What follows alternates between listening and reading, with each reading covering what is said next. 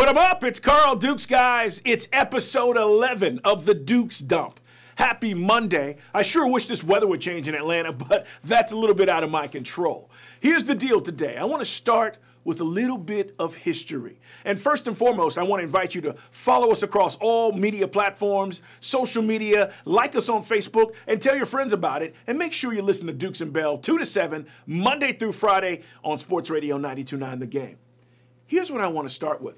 The Final Four is set. We know that. That's going to happen in San Antonio this upcoming weekend.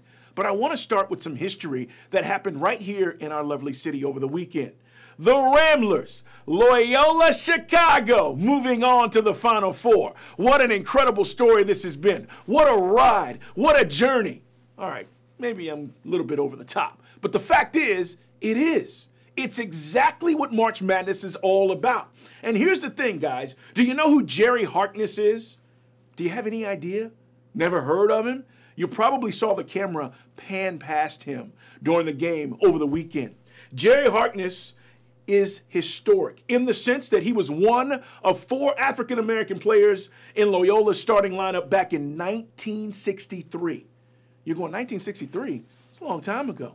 It was. It was the start of the Civil Rights Movement. And as a matter of fact, it was early in the Civil Rights Movement that college coaches had a gentleman's agreement that they would only play 2 African-American players on the same court at the same time. Loyola's movement ultimately led to 1966's Texas Western's starting 5 black players against Kentucky and winning the national championship. Now, we've all seen the movie Glory, right? That's what that stems from. But way before Glory ever happened, Jerry Harkness and his teammates at Loyola, Chicago were involved in history, and very few people know about it. So today, I just want to recognize Jerry and his other teammates. They were at Phillips Arena watching this game over the weekend and seeing the Ramblers advance to the Final Four. Jack Egan, who was the lone white starter, Les Hunter, and Rich Rochelle were all at Phillips Arena watching Loyola, along with Sister Jean. And everybody by now knows about Sister Jean, right? I told you guys Friday on the show, I believe in Sister Jean, and I thought they had a chance to really get to the Final Four. If you don't believe in miracles, and I don't know what your faith is, you might want to reevaluate that after watching what's going on with Loyola Chicago.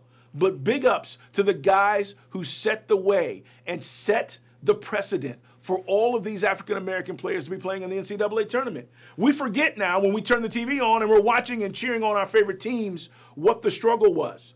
But 1963's Loyola Chicago team played a very important role in that.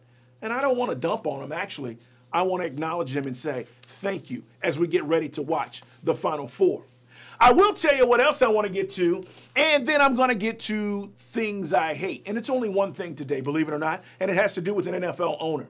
Hey, guys, it's Carl Dukes. Thanks again for checking me out. This is my podcast, The Dukes Dump. You can check it out Monday, Wednesdays, and Fridays. Wednesdays at around 11:30, we go live on Facebook, and we allow you to jump in and join the conversation, ask questions, and interact with me, and I'll answer whatever you want. We can go anywhere you want to go and talk about whatever you'd like. As we move on, guys, I want to give some credit to the young people across this country. This weekend, my daughter had a dance competition, and I found my way all the way down in Jonesboro on the south side of Atlanta. And as I was making my way into town, and the connector, which always has traffic, was backed up as usual. And here in Atlanta, if you've never been or you're watching this from around the country and you're going to the connector, if you ever come to Atlanta, you'll know what I'm talking about. It's basically where 75 and 85 meet in downtown Atlanta, and then they split. But I also saw 2 helicopters above downtown, and I wondered what could be going on. And it had totally slipped my mind. It had totally slipped my mind that the March for Our Lives was going on. But it wasn't just going on here in Atlanta. It was going on in Boston and Washington and other major cities around the world. And I started to realize, wow, 2 helicopters, traffic's backed up. That's kind of normal on the weekends, but this was different. So I was at this dance competition all day, and watching my baby girl kill it and her friends, and they're having a great time. And I finally would get a chance to leave, and I'm looking on social media, and I'm seeing all these wonderful pictures of young people around our country uniting leading the way. All movements start with the youth. All movements. And the energy and the passion set forth in the March for Our Lives movement moved me. I remember turning to my wife and saying, "Are you seeing this?" As we got home, I was able to turn on some footage and see some of these young people marching around the country, hearing some of their speeches. And again, I don't care what your stance is on this. Understand that there needs to be change. And if you don't want your child at their school potentially ever being shot at or shot and killed, this should be important to you. But it's really bigger than that. This is a generational shift that we're seeing with young people. And this is where I want to give credit. I want to give credit to millennials. I'm just like you. I'm always killing millennials. Believe it or not, millennials, who some now are in their 30s, as we talk about millennials being young people, they're leading the way. And here's the thing. It's not just about the Stoneman, Douglas, and Parkland in Florida. It's more about the others around the world that are catching on and moving this message forward. Yes, those kids were the last folks affected by a school shooting, but they've taken this to another level. And I want to commend those young people, everybody that went out and marched this weekend and made a statement and said, we want change. We're not going to have this. Here's the deal. And I kind of thought about this, and then I saw a wonderful post on Facebook by a gentleman named Michael Talon, who I want to give credit to, because his words were so perfect that I want to share them with you. As he talks about these kids around the country this weekend, he says that these kids were born literally months after September 11, 2001. They came into the world at war.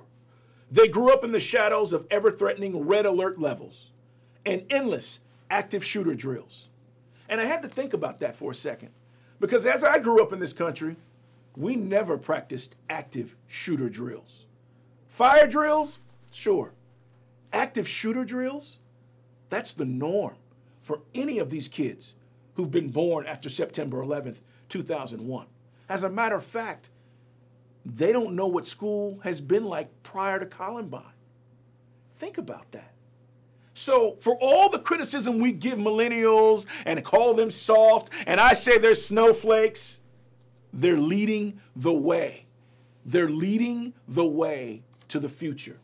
And I want to say thank you for all the kids who made their way out to these marches in various cities across the country, regardless of their race, gender identity, sexuality, religion, or class. I'm watching. The world is watching. And it's great to see you guys lead the way you are. Last but not least, here on the Duke Stump today, I want to get to something I hate, which I do every time. It's usually something, whether it's, socially, politically, whatever it might be. Well, this today happens to hit a little bit close to home because I know Bob McNair. Bob McNair is the owner of the Houston Texans. And Bob McNair will forever be loved for bringing football, NFL football, back to the city of Houston. Bud Adams left the city of Houston with the Houston Oilers, which eventually became the Titans in Nashville, and for years there was no football. And then came along billionaire oilman Bob McNair, who basically traded in half his fortune to bring a football team back to Houston. Now, Bob McNair, who I've had interaction with, I've been at functions with, I've been at social events with, is a very nice man. I don't know if Bob McNair, though, is clued in. And this weekend, at the owners' meetings, which are going on in Orlando, the NFL owners all get together a couple of times a year in the offseason, and they talk about a variety of things. But it also allows reporters from around the country to get a chance to talk to owners and get their viewpoints on different things that are going on. Bob McNair, over the weekend in Orlando, Florida, was asked about Jerry Richardson. Now, if you're not familiar with this, Richardson is selling the Carolina Panthers because of a scandal.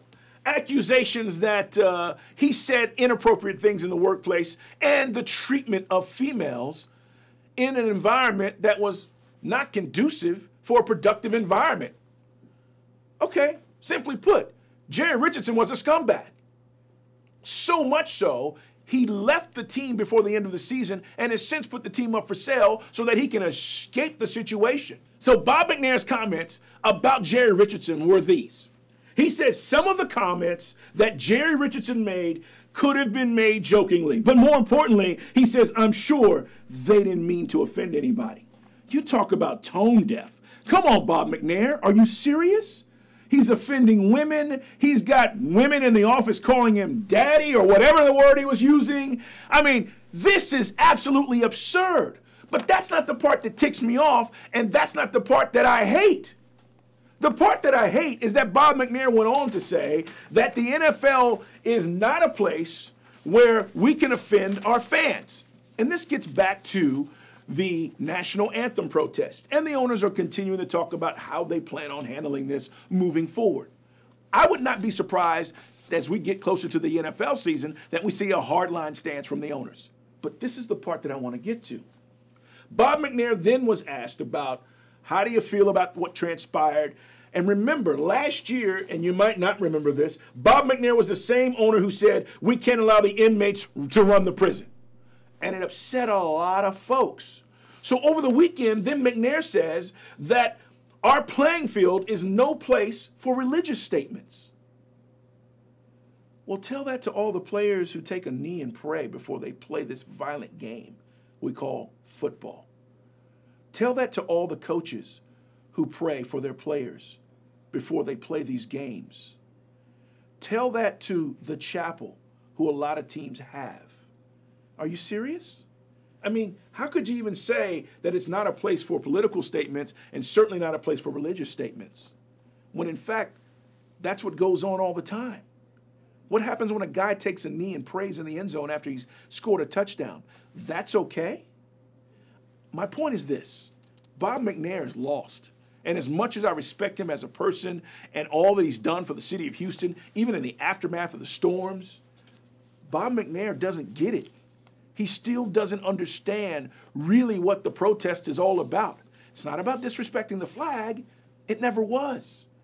But yet here he is defending an old school owner in his comments and the treatment of women. And here he is saying that our playing field is this, but it's not that, when in fact it's always been this. I hope Bob McNair gets a clue. I really do. But the only way you get a clue is to get people around you who understand the essence of the argument and understand the real potential of what's going on in the world. And I don't know if Bob McNair's done that. I just think he's observed what he's seen and made stupid comments. That I hate. I absolutely hate it. Guys, thanks for checking me out. It's Carl Dukes. It's the Dukes Dump. We do it Monday, Wednesday, and Friday. Wednesday's 11:30 or so. Sometimes we run a little late. We do a Facebook Live, and we invite you to come check it out and get online and hang out with us, ask questions, and we will be interactive with you guys. Hey, thanks so much for checking us out. Make sure you tune in today. Dukes and Bell, 2 to 7, Monday through Friday on Sports Radio 92.9 The Game. Follow me on Twitter at PutEmUp, see Dukes, and we'll talk to you this afternoon. See ya.